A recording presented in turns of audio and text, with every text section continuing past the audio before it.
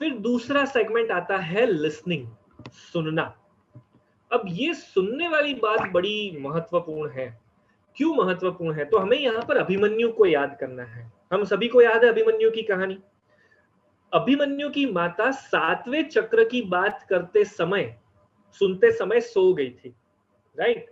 तो यहाँ पर हमें क्या समझना है सुभद्रा की इस घटना पर से, कि जब अच्छी बातें चल रही हो तब मेहरबानी कर कर जाग जाओ और सुनो उन बातों को, राइट?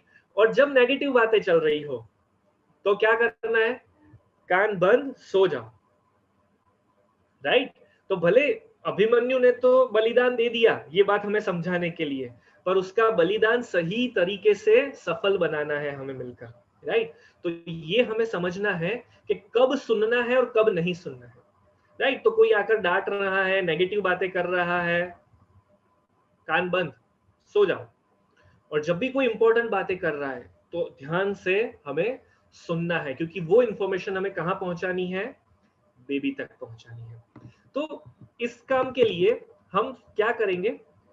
तो आप कटोरी, चम्मच वगैरह सब जो लेकर बैठे हैं उसे अपने पास ले लीजिए और हमें अभी म्यूजिक बजाना है, राइट?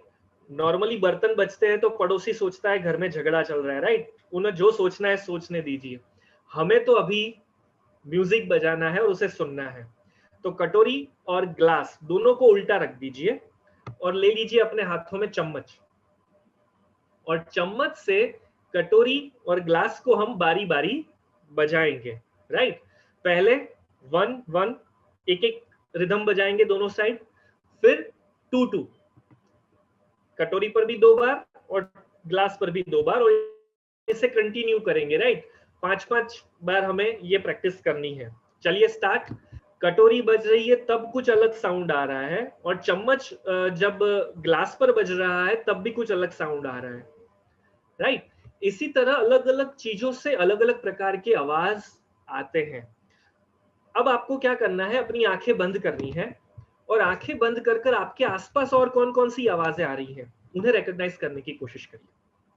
जो भी आवाजें आपको सुनाई दे रही है वो आपको चैट बॉक्स में लिखकर भेजना है। यस, फैन, कहीं पर टीवी का कोई प्रोग्राम चल रहा है, बाजू वाले रूम में टीवी चल रहा है, कहीं पर कुत्ता भौंक रहा है, घड़ी की टिक टिक, ओके वेरी गुड, बर्ड की आवाज, पानी की आवाज आ रही है, कहीं कर खाना वाना बन गया होगा या खाना खाने के बाद कोई हाथ वगैरह धो रहा होगा, कूलर, मोबाइल, ओके, फैन। अब देखिए ये सारी आवाजें आपके आसपास ही थी, पर हम सेशन में इतने बिजी थे कि हमें ये आवाजें सुनाई नहीं दे रही थी। अब ये कितनी सिंपल सी प्रैक्टिस है, खाना बनाते समय कर सकते हैं हम। सुबह उठते ही घर की खिड़की के पास चले जाइए और वहां पर ध्यान से सुनने की कोशिश करिए कि आसपास में क्या हो रहा है। बगल वाले घर में क्या कानाफूसी हो रही है वो सुनने के लिए मैं नहीं कह रहा, राइट? क्योंकि वहां से तो शायद नेगेटिव बातें भी आ सकती है, बट इग्नोर दैट थिंग। हमें कॉन्स्टेंटली पॉजिटिव चीजों को और हमारी हियरिंग कैपेसिटी को पावरफुल बनाने के लिए ऐसी डिफरेंट डिफरेंट एक्टिविटीज करनी है।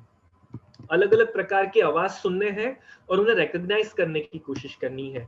जैसे कि अभी आपने चम्मच से कटोरी और ग्लास बजाया, अब इसी कटोरी और चम्मच को अपने हस्बैंड को कहिए दूसरे कमरे में ले जाए और वहां पर वो उसे बारी बारी बजाए और आप रिकॉग्नाइज कर कर बताइए कि ये कौन सा आवाज था।